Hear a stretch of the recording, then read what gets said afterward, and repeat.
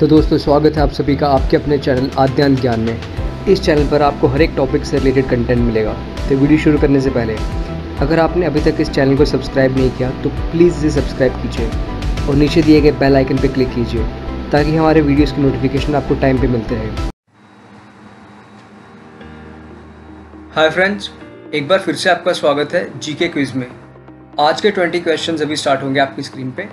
जैसे कि आपको पता होगा हर एक क्वेश्चन के लिए आपके पास 5 सेकंड्स है। सो विदाउट फर्दर डू चलिए शुरू करते हैं। आपका पहला क्वेश्चन आएगा अब।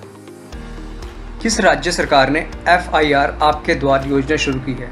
आपके ऑप्शंस है ए मध्य प्रदेश, बी उत्तर प्रदेश, सी बिहार या फिर डी उत्तराखंड। आपका समय शुरू होता है अब।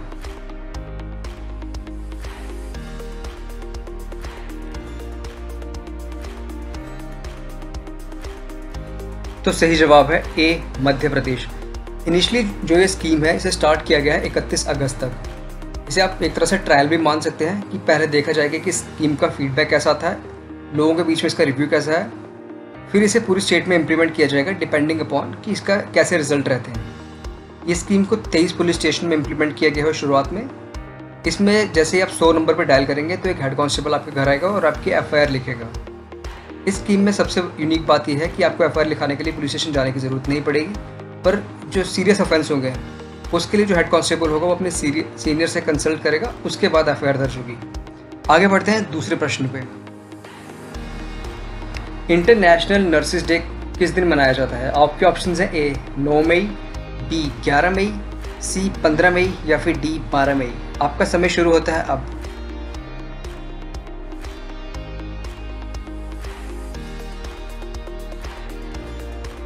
तो सही ऑप्शन है डी 12 मई। इसे सेलिब्रेट किया जाता है फ्लोरेंस नाइटिंगेल की याद में, जिनका जन्म 12 मई 1820 को हुआ था। वो एक इंग्लिश सोशल रिफॉर्मर, सेटिशियन और उन्हें मॉडर्न नर्सिंग की फाउंडर भी माना जाता है। आगे बढ़ते हैं तीसरे प्रश्न पे। स्वास्थ्य वायु वेंटिलेटर किसके द्वारा डेवलप किया गया है? आपके ऑप्शंस हैं A DRDO, B national aerospace lab, C institute of nuclear medicine and allied sciences या फिर डी IIT रुड़की। आपका समय शुरू होता है अब।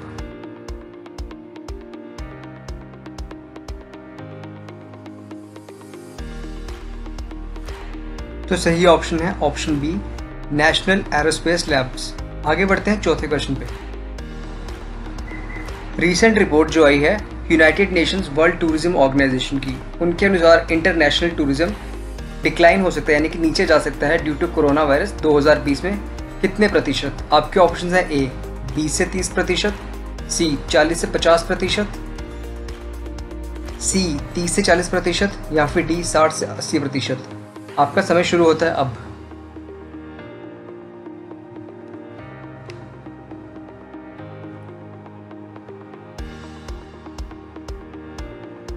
सही जवाब है डी 60 से 80%।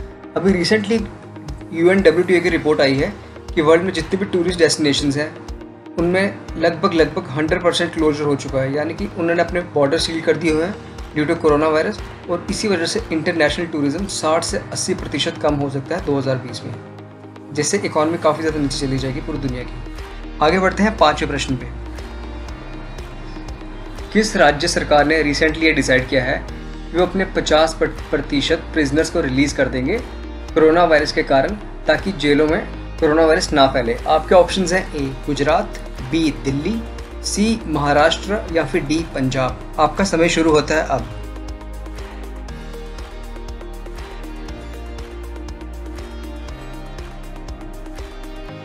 तो सही ऑप्शन है सी महाराष्ट्र। महाराष्ट्र सरकार ने आज ये डिसीजन लिया है कि महाराष्ट्र के लगभग 17,000 से भी ज़्यादा कैदियों को छोड़ दिया जाएगा जो राज्य की विभिन्न जेलों में बंद हैं। ये फैसला इसलिए लिया गया क्योंकि कोरोना वायरस के कारण अभी आपने रिसेंटली न्यूज़ में सुना होगा कि आर्थर रोड जेल में 183 कैदियों को कोरोना हो चुका था। जो 17,000 कैदी छोड़े जाएंगे इनमें से वही होंगे जो नॉन सीरियस ऑफेंसेस में अंदर थे, और इनको रिलीज़ भी नहीं किया जाएगा। ये फरलो पे होंगे या फिर पैरोल पे होंगे। आगे चलते हैं छठे क्वेश्चन पे। कौन सी कंपनी ने स्टार्ट कर दी है फेज 3 क्लिनिकल ट्रायल के एंटीवायरल फेविपिरावार कोविड-19 पेशेंट्स के लिए भारत में? आपके ऑप्शंस हैं ए ग्लेनमार्क, बी जाइडस कैडिला, सी लुपिन या फिर डी सिप्ला। आपका समय शुरू होता है अब।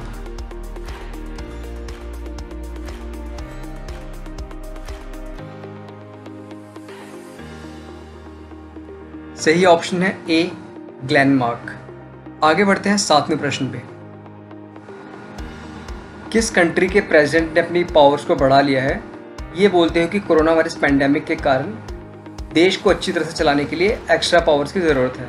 आपके ऑप्शंस हैं ए ईरान, बी इजिप्ट, सी रशिया या फिर डी पाकिस्तान। आपका समय शुरू होता है अब।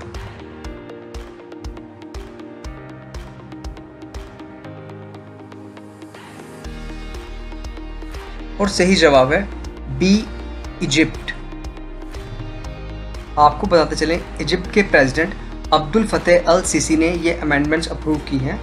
हालांकि जो इंटरनेशनल राइट्स ग्रुप है उन्होंने काफ़ी ज़्यादा इसको कंडेम किया है, इसके मूव को, और कहा है कि ये अमेंडमेंट्स अपनी पोजीशन को स्ट्रॉन्ग करने के लिए उन्होंने बनाया है, ना कि कोरोना वायरस पैंडेमिक के कारण।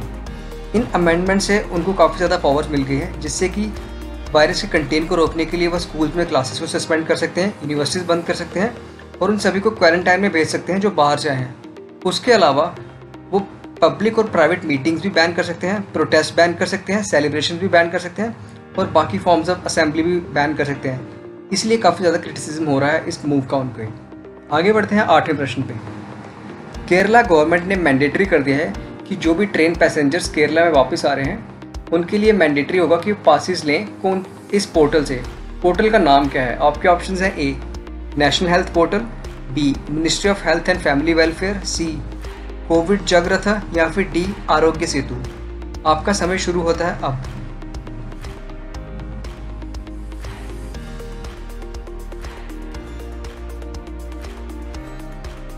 तो सही जवाब है सी कोविड जागृत। केरला गवर्नमेंट की रिसेंट नोटिफिकेशन आई है कि जो भी केरला के में सिटीजन्स वापस आ रहे हैं, केरला के जो माइग्रेंट्स वर्कर्स वापस आ रहे हैं, या केरला के जो भी पैसेंजर्स ट्रेन थे बाकी स्टेट्स में ड्यू टू कोरोना वायरस, अब जो वापस केरला में आ रहे हैं उनके लिए मैंडेटरी होगा कि कोविड जागृत पोर्टल पे जाके अपनी मैंडेटरी पास वगैरह एक्वायर करें। और जो वहाँ से पास एक्वायर नहीं करता है उसके लिए 14 दिन की क्वारंटाइन जो होगा, क्वारंटाइन तो वैसे हर एक के लिए होगा, पर जो पास नहीं लेगा उसके लिए 14 दिन का जो क्वारंटाइन होगा वह गवर्नमेंट फैसिलिटीज़ में होगा, और जो पास एक्वायर करेगा वो 14 दिन का क्वारंटाइन उनके घर में होगा। तो इसका सीधा सा मतलब यही है कि अगर आपने पास एक्वायर नहीं किया तो 14 दिन के लिए गवर्नमेंट की निगरानी में आपको रहना पड़ेगा। आगे बढ़ते हैं 9वें प्रश्न पे। किस स्टेट गवर्नमेंट ने रिसेंटली इंट्रोड्यूस कर दिया है 2% fees on agriculture produce brought bought and sold in mandis, यानी कि मंडी में लाया गया, खरीदा गया या बेचा गया जो भी एग्रीकल्चर जो हो प्रोड्यूस होगा, यानी कि फल सब्जी जो भी होगा एग्रीकल्चर से रिलेटेड, उस पर 2% फीस लगा दी एडिशनल। किस राज्य सरकार ने ऐसा किया है? आपके ऑप्शन हैं ए बिहार, बी राजस्थान, सी उत्तर प्रदेश या फिर डी मध्य प्रदेश।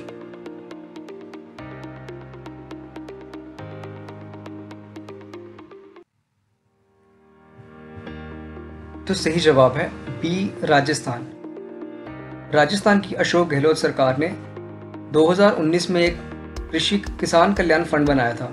अभी रिसेंटली 1 मई में उन्होंने इसमें अमेंडमेंट करके ये क्लॉज डाल दिए हैं कि ड्यू टू कोरोना वायरस जो भी एग्रीकल्चर प्रोड्यूस लाया जाता है स्टेट मंडियों में उन पे 2% एडिशनल फीस लगाई जाएगी। हालांकि बहुत सारे फार्मर्स और एग्रीकल्चर प्रोड्यूसर्स ग्रुप इसका विरोध कर रहे हैं, क्योंकि उनका कहना है कि ऑलरेडी वो 1.6% सेस दे रहे हैं और 2% एडिशनल फीस देके वो 3.6% उनको टैक्स देना पड़ेगा, जो कि किसी भी तरह से जायज़ नहीं है और इससे किसानों को ही नुकसान होगा। आगे बढ़ते हैं 10वें प्रश्न पे। रेलवेज ने मैंडेटरी कर दिया है कि जो भी पैसेंजर्स ट्रैवल कर रहे हैं ट्रेन से उनके फ़ोन में एक ऐप होनी चाहिए मैंडेटरी। उस ऐप का नाम क्या है? आपके ऑप्शन हैं ए भीम, बी IRCTC, सी आरोग्य सेतु या फिर डी WHO ट्रैकर। आपका समय शुरू होता है अब।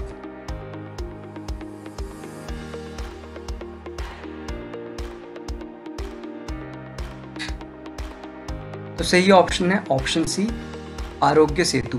आगे बढ़ते हैं 11वें प्रश्न पे।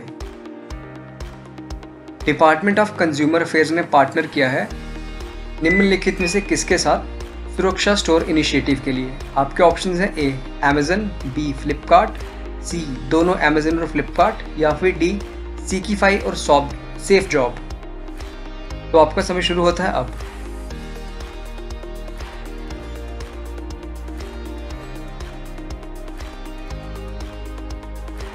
तो सही ऑप्शन है ऑप्शन डी सीकीफाई और सेफ जॉब। तो डिपार्टमेंट ऑफ कंज्यूमर अफेयर्स ने बोला है कि जो किराना दुकान है प्राइमरीली वो सीकीफाई और सेफ जॉब के साथ मिलकर एक सुरक्षा स्टोर इनिशिएटिव चलाएंगे, और इसके लिए लगभग देश में 70 लाख किराना स्टोर ओनर ने रजिस्टर भी कर लिया हुआ है, ताकि लोगों को सोशल डिस्टेंसिंग के साथ सामान दिया जा सके। आगे बढ़ते हैं 12वें प्रश्न पे। किस एयरलाइन के हेडक्वार्टर्स को सील कर दिया गया है 2 दिन के लिए, जब उनके एक एम्प्लॉय का कोरोना पॉजिटिव टेस्ट आया है अभी। आपके ऑप्शंस हैं A Air India, B SpiceJet, C Vistara, या फिर डी गो एयर। आपका समय शुरू होता है अब।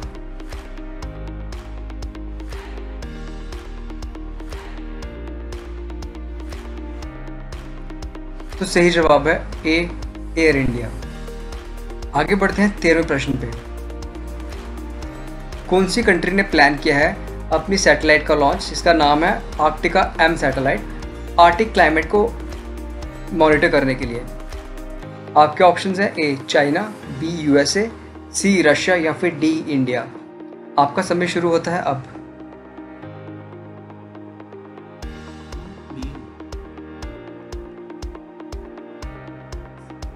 सही ऑप्शन है ऑप्शन सी रशिया। रशिया की स्पेस एजेंसी का प्लान है कि 9 दिसंबर 2020 तक वो एक सैटेलाइट लॉन्च करेंगे आर्कटिक क्लाइमेट को मॉनिटर करने के लिए। आगे बढ़ते हैं 14th क्वेश्चन पे।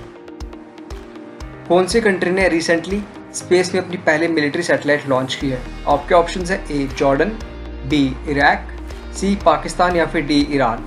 आपका समय शुरू होता है अब।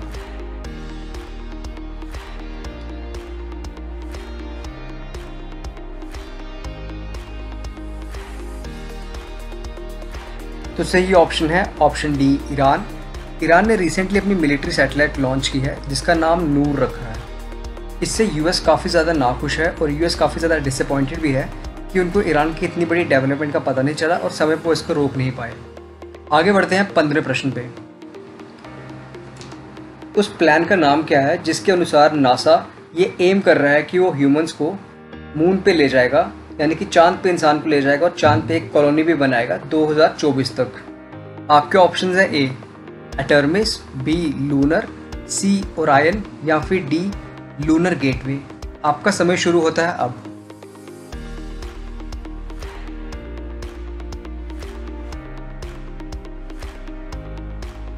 और सही ऑप्शन है ऑप्शन ए एटर्मिस। आगे बढ़ते हैं 16वें प्रश्न की तरफ।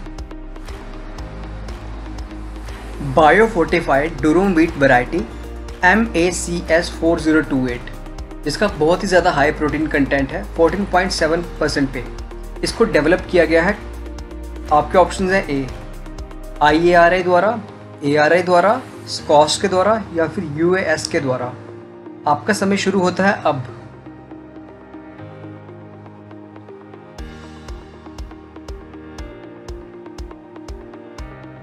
तो सही ऑप्शन है ऑप्शन बी ARI, यानी अगरकर रिसर्च इंस्टीट्यूट। ये एक पुणे बेस्ड इंस्टीट्यूट है, ऑटोनॉमस इंस्टीट्यूट है, गवर्नमेंट ऑफ इंडिया द्वारा बैक्ड। तो आपको बताते चले जो MACS है, इसका मतलब है Maharashtra association for the cultivation of sciences. ये 4028 जो वैरायटी है काफ़ी ज़्यादा हाई प्रोटीन कंटेंट वाली वैरायटी है, और जो भारत का प्रोजेक्ट है मिशन 2022 कुपोषण मुक्त भारत, उसमें भी काफ़ी ज़्यादा योगदान दे सकती है ये व्हीट वैरायटी, क्योंकि इससे प्रोटीन कंटेंट काफ़ी ज़्यादा मिलेगा, और जो इंडियंस की प्रोटीन डेफिशिएंसी है उसको कवर अप करने के लिए ये काफ़ी ज़्यादा हेल्पफुल हो सकती है। आगे बढ़ते हैं 17th क्वेश्चन पे।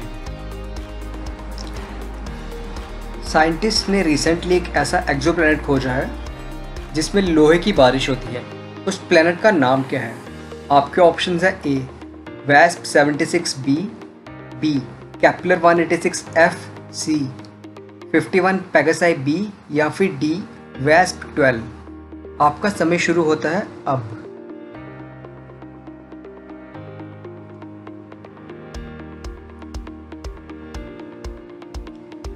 तो सही जवाब है ऑप्शन ए वैस्प 76b। आपकी जानकारी के लिए आपको बता दें, वेस्प 76b पाइसिस कॉन्स्टेलेशन में आता है। और ये इसलिए रिसेंटली न्यूज़ में है क्योंकि ये जो इसका होस्ट स्टार है, जैसे हमारा होस्ट स्टार सन है, जो इनका जो होस्ट स्टार है ये इसके इतने क्लोज है कि वेस्प 76b का डे टाइम टेम्परेचर एक्सीड कर जाता है 2400 डिग्रीज़ को भी, जिससे कि जो भी मेटल्स वगैरह होंगे वो भी वेपर में कन्वर्ट हो जाते हैं, वेपराइज हो जाते हैं। और नाइट टेम्परेचर जो इसका होता है वह 1000 डिग्री सेल्सियस कम हो जाता है, जिसके कारण कंडेंस होकर उसके क्लाउड बनते हैं और फिर उसकी बारिश होती है।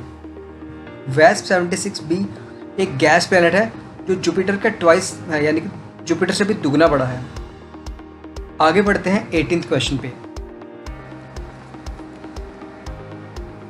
अमेरिका के 35वें राष्ट्रपति जॉन एफ कैनेडी की हत्या कब हुई थी? आपके ऑप्शंस हैं ए 13 नवंबर 1963, बी 22 नवंबर 1963, सी 26 नवंबर 1963 या फिर डी 18 नवंबर 1963। आपका समय शुरू होता है अब।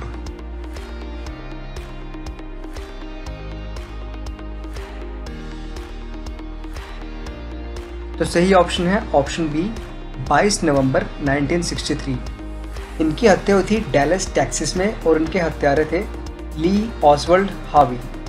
आगे बढ़ते हैं 19th क्वेश्चन। 1917 की बोल्शेविक रेवोल्यूशन ने किस कंट्री को पोर तक हिला के रख दिए थे, यानी कि किस देश की जड़ें भी हिला के रख दी थी बोल्शेविक रेवोल्यूशन ने? आपके ऑप्शंस हैं ए डेनमार्क, बी पोलैंड, सी सर्बिया या फिर डी रशिया। आपका समय शुरू होता है अब।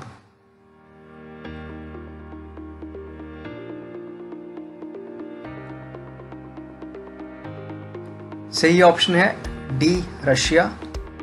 बोल्शेविक रेवोल्यूशन से पूरी दुनिया में कम्युनिज्म आया और व्लादिमीर लेनिन का उदय हुआ, जिससे रशिया यूएसएसआर में बना।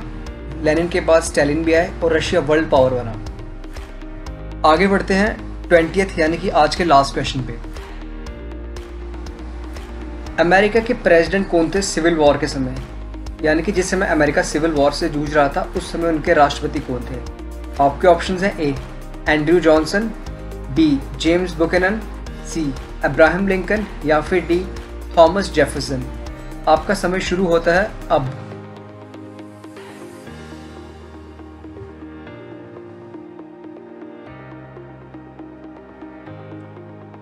तो सही ऑप्शन है option C Abraham Lincoln. Abraham Lincoln America के 16वें राष्ट्रपति बने। ये बहुत ज़्यादा अगेंस्ट थे स्लेवरी के, इक्वल राइट्स को सपोर्ट करते थे, क्योंकि स्लेवरी को सदर्न स्टेट्स बहुत ज़्यादा सपोर्ट करती थी, यानी कि कन्फेडरेट स्टेट्स। इसी कारण अमेरिका में कन्फेडरेट्स की लड़ाई हुई थी यूनियन के साथ, और यही आगे चल के अब्राहम लिंकन की मौत का कारण भी बना, क्योंकि अब्राहम लिंकन जब प्रेसिडेंट थे तो उन्होंने कन्फेडरेट्स को लड़ाई में हरा दिया था, जिससे अमेरिका यूनाइट हो गया और टूटने से बच गया। इससे गुस्सा होकर जॉन विल्किस बूथ जो कि कन्फेडरेट्स के सपोर्टर थे, उन्होंने अब्राहम लिंकन की गोली मार के हत्या कर दी थी। तो दोस्तों ये थे आज के 20 क्वेश्चंस। आशा करते हैं कि आपको हमारे एफर्ट्स पसंद आ रहे होंगे। अगर आपको ये वीडियो पसंद आए तो प्लीज़ इसे लाइक करें, शेयर करें, हमारे चैनल को सब्सक्राइब करें, कमेंट करके हमें ज़रूर बताइए कि आपको हमारा कंटेंट कैसा लग रहा है। धन्यवाद। जय हिंद।